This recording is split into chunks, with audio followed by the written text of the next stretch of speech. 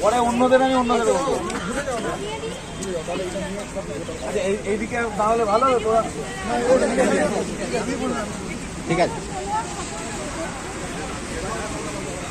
এইদিকে ওঠ একটু ভালো করে ভালো। যারা ভিডিও করবে ওই দিকটা যান, সবাই তো করবি না।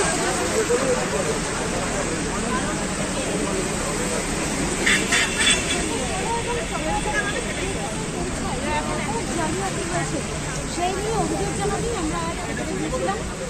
প্রথম কথা যেটা হলো সেটা হলো কমিশন এক বাক্যে মেনে নিচ্ছে আমরা জালিয়াতি হয়েছে, এই বিষয়ে আমরা সবাই কমিশনে। দ্বিতীয়ত আমাদের তরফ থেকে রি এক্সামের যে দাবিটা ছিল সেইটার সম্পর্কে যখন আমরা স্যারকে বললাম, উনি বললেন যে কিছু জেলা থেকে রিপোর্ট এসছে এবং বাকি জেলার জেলা শাসক এবং পুলিশ সুপারদের কাছ থেকে রিপোর্ট আসছে, সেগুলো সময় লাগবে।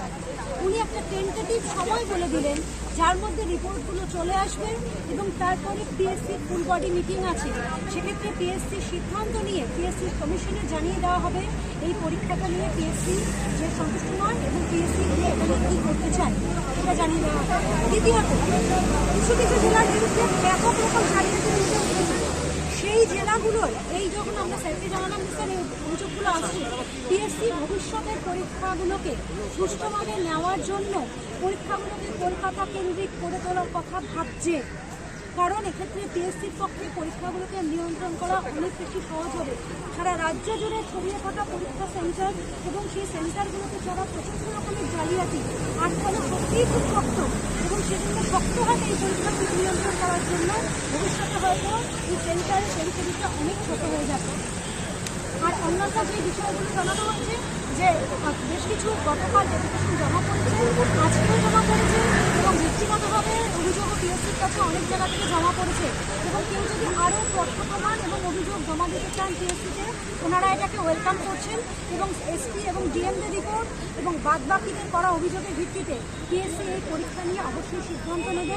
ওনাদের সাথে কথা বলে কোট আনকোট আমাদের মনে হয়েছে যে ওনারা এই বিষয়ে নরম মনোভাব পোষণ করছেন এবং আমরা হয়তো কিছু যেটা আমাদের দাবি পজিটিভভাবে আমরা যেটা চাইছি সেটা আমরা পেতে পারি, কারণ দুর্নীতি যেটা হয়েছে সেটা প্রথম থেকে শেষ পর্যন্ত পিএসসি কোনো বিরোধ করছে না। দুর্নীতি হয়নি এই কথা পিএসসি এক বাক্যে একবারও বলেনি, এক বাক্যেই মেনে নিচ্ছে যে দুর্নীতি হয়েছে। আমরা আশা করতে পারি যে পিএসসি আমাদের কিছু নদিয়া, উত্তর দিনাজপুর, মালদা, মুর্শিদাবাদ, বীরভূম এই কয়েকগুলো জায়গায় ডিটেলস যে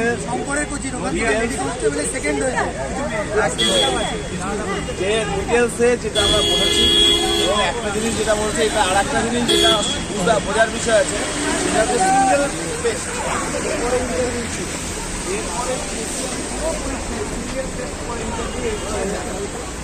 এটাও যদি হয় তাহলে কিন্তু এত প্রশ্ন মাসের এই গল্পটাও মনে আছে।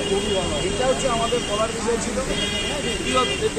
লাস্ট যেটা বলবো রি এক্সাম নিয়ে যে কথা আলোচনা হয়েছে, যেটা দেখুন যে ওদের প্রথমে ওরা বলতে চাইছিল যে কিছু সেন্টার বাদ দেবে, তাহলে এরকম তো হতে পারে ওই সেন্টারে সবাই চুরি করেছে এরকম না, ওই সেন্টারে কিছু ভালো ছেলে মেয়েও জেনুইন পরীক্ষা দিয়েছে, তাহলে তার দ্বারাও ডিপ্রাইভড হবে।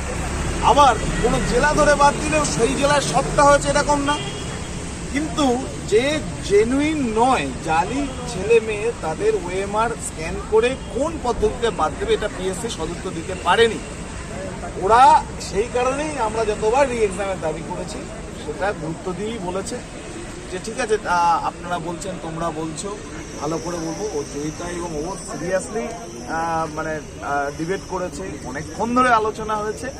আশা করি এই বৃষ্টির মধ্যে ভিজে যে লড়াই আমরা লড়ছি শুধু এখানে না, তারা সদুত্তর পাবো। আরও দুটো কথা আমি সবাইকে বলবো, যার কাছে যা ডকুমেন্ট বা কোনো সেন্টারে কোনো অভিযোগ থাকলে সেটা WBPSC chairman@gmail.com, PSC চেয়ারম্যানের মেল আইডি। এই মেল আইডিতে কন্টিনিউয়াস মেল করে দেবে, এটা তাহলে ভালো হবে। বা আমাদেরকেও কেউ মেল করতে পারে, আমরাও সেই মেলটা ফরওয়ার্ড করব। এইটুকু আমি বলছি যে লড়াইটা লড়তে হবে। এই লড়াইটা একদিনের নয়, একদিন লড়ে সবটা হয়ে যাবে এরকম নয়। ওনারা বলেছেন 27-28 তারিখ নাগাদ হচ্ছে একটা টেন্টেটিভ ডেট, যার মধ্যে ওনারা পিএসসি মিটিংটা করে নোটিফিকেশন করবে। সেটা যদি আমরা ধরে নিই ছুটি আছে, গুড ফ্রাইডে, সেটা এপ্রিল মাসের প্রথম দিকে যদি এটা জানায়, যদি আমরা স্যাটিসফাইড না হই, পিএসসি দুর্নীতি মুক্ত মঞ্চ এটুকু কমিট করছে ছেলে মেয়েদের কাছে, চাকরি প্রার্থীদের কাছে, রাজ্যের বেকার যুব সমাজের কাছে, যে এপ্রিল মাসে আবার আমরা রাস্তায় নামব। এবং প্রয়োজনে আদালতের কথা বারবার আমরা বলেছি, যারা ডিপ্রাইভ হবে তারা কিন্তু আদালতে যাবে বলে, আমরা সেই ডকুমেন্টও রেডি করছি, যারা মামলা করবে সেই ডকুমেন্টও রেডি করছি বলে, সেটা আমরা করব। এইটুকু সবার কাছে বলে। আরেকটা আমরা আশাবাদী রি-এক্সাম হচ্ছে। আরেকটা যেটা কথা আছে, পরবর্তী পরীক্ষাগুলোতে যাতে জালিয়াতি আটকানো যায় তার জন্য কার্বন কপির কথা যেটা বলেছিল সেটা পিএসসি মেনে নিয়েছে। যেটা হচ্ছে এখনো পর্যন্ত 15 জন অ্যারেস্ট হয়েছে। আরো কিছু অভিযোগ আজকেও জমা পড়েছে, সেগুলো অ্যারেস্ট হবে। এবং যে স্কুলে হয়েছে বা যেখানে হয়েছে সেটাও তারা শাস্তিমূলক ব্যবস্থা নেবে। আর যে ক্যান্ডিডেটরা অলরেডি নোটিফাইড তারা আর কোনোদিন পিএসসি পরীক্ষা দিতে পারবে না। আচ্ছা, যদি কোনো কোচিং সেন্টারের নাম বলে দেওয়া হয়, মেনশন করা হয় যে এখান থেকে হয়েছে, সেটা কি করে বলবো? কোনো জায়গায় আপনি, আমার কথা হচ্ছে যদি সেরকম ডকুমেন্ট থাকে এই করুন, পিএসসি কে মেল করুন।